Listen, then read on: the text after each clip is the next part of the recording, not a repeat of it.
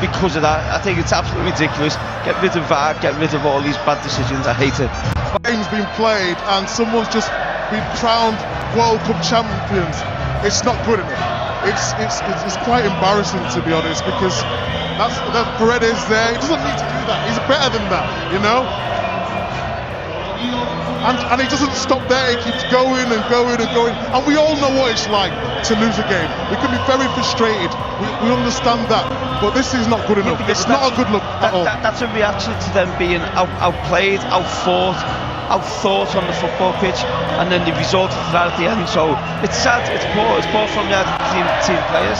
Huge frustration spilling over. But for Spain, let's focus on the positive, because an incredible tournament. To concede one goal through a whole tournament has been a marvellous defensive display from them, but also in attack, and the possession-based football they play is so attractive. The lesson in football that they've taught the world at this World Cup is absolutely phenomenal. Never rattled, never under pressure. That was as much as it got after the final whistle, after they got the World Cup, because they haven't nibbled once. They've kept playing beautiful football the whole entire time, and they've fully, like I say, fully deserved this with a great team effort.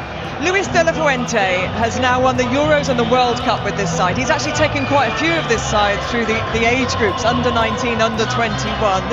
He's a career international manager, and he's created something very, very special.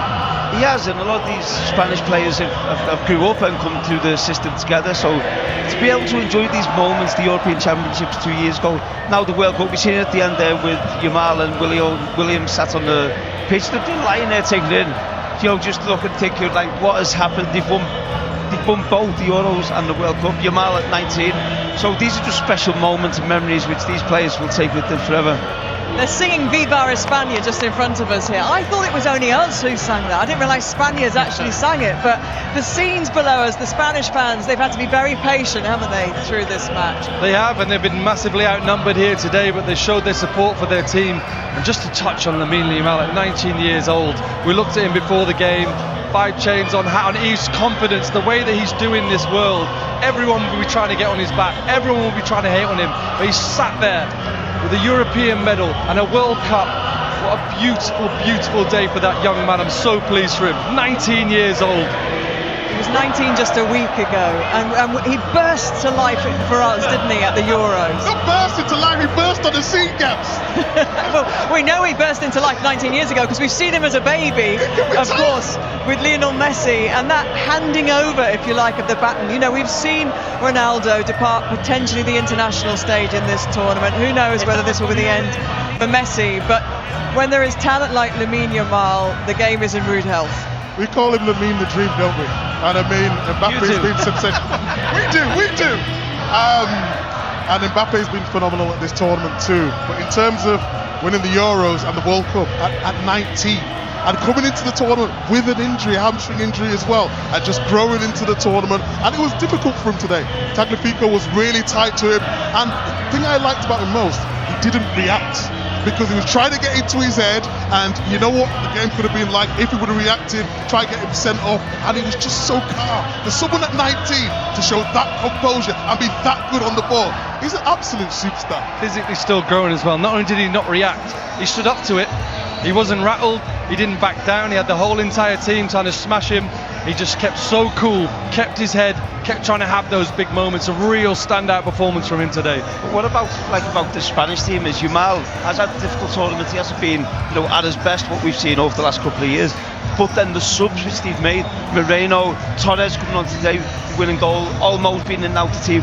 The manager deserves a lot of credit for what he's built at this team. You've been talking about all tournament. You've been talking about goalkeepers. Can we talk about Kubasi at the back? Do you think he's a contender for the young 100%, player of the tournament? He's outstanding. When he plays in Barcelona, at times they play very high, and it's difficult. He gets exposed behind. But in this team, the leadership, the composure he shows, he stands up to everything. 19, conceded 1 goal in the whole competition. It's outrageous. When I see these sort of players, for the future, like you said, Olmo's been excellent. Nico Williams coming on the left-hand side. Yamal, the future looks so great for Spain. Shall we have a look then at the goal that has won Spain the World Cup? And while it will go down as obviously Ferran Torres' brilliant goal, Williams involved in terms of keeping the ball alive.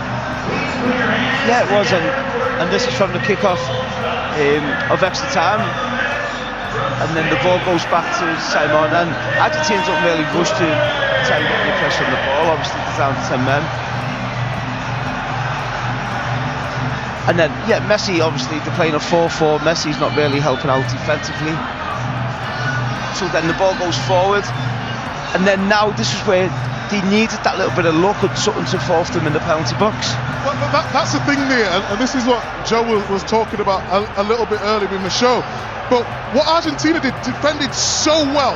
And you see Simeone there with Torres, when he comes up to the pitch, what the difference with Argentina, they were switched on. He switched off for a moment. And he gets punished. That is a different thing. They've got the numbers. That's not down to a numerical disadvantage. That's down to Simeone switching off. Brilliant from Nico Williams. And that finish, Wayne, on the half volley, left foot. It's incredible. It's a great knockback, but to finish it like that, have the composure at this stage of the game, to get the elevation just to get above the keeper, and the calmness, and hit it with the side foot and just guide it into the roof of the net. It's such a great goal. Fantastic finish from Ferran Torres. And Williams, again, another great talent who has had to kind of be patient in this tournament as well. I think what's really good about it, and we'll show you disallowed goal now, but in terms of when they come on, the impact, you have Berner who plays a little bit different, but then the disallowed. When you come onto the pitch, you have to have impact, and whether that's running in behind, and then this, unfortunately, it was given, but if you look here, the reason why it was not given, it was there, it was foul, Marino stands on. But is that enough? Is that enough for you? It's not enough, but it was given, and the referee didn't blow the whistle before the ball went in the net as well, so it was always going to be difficult, but we don't want to see goals disallowed for that. It's too easy. Spain can lose the World Cup because of that. I think it's absolutely ridiculous. Get rid of VAR, get rid of all these bad decisions. I hate it. But I think we've got to absolutely commend Spain's mentality, because all very well they play this pretty football, but they've been absolutely superb to not give up. They could have felt like the whole world was against them today. There was fouls, various fouls not given, goal not given. They must have thought this could actually go to penalties here, and the way Martinez was playing, but they kept the quality, kept the composure, kept their cool against a team who stuck doggedly to their game plan as well, and trying to physically ruffle them up, trying to get into their heads, as any opposition is going to have to do. If you're going to beat that Argentina side, there is going to have to be a mental composure. Hard for an Enzo Fernandez. Let's have a little look at the second yellow, Joe, that obviously led to the red. Yeah, first one's dissent. So obviously that's disappointing in the World Cup final. He feels aggrieved, straight up, arms thrown at the referee. For once he said, I'm not going to have that, and he picked up this yellow card, and the brakes had to come on here. He's so committed, and he's sent him for a cartwheel. I have no idea what his argument was that he hadn't made the foul there. He must have known that as soon as he doesn't get that ball, it's an absolute blatant yellow card, and that took forever to get cleared up, but the right decision was made. He had to go. How big an impact did that have on the overall result? Yeah, it had a lot, because what they could do, they could start getting runners.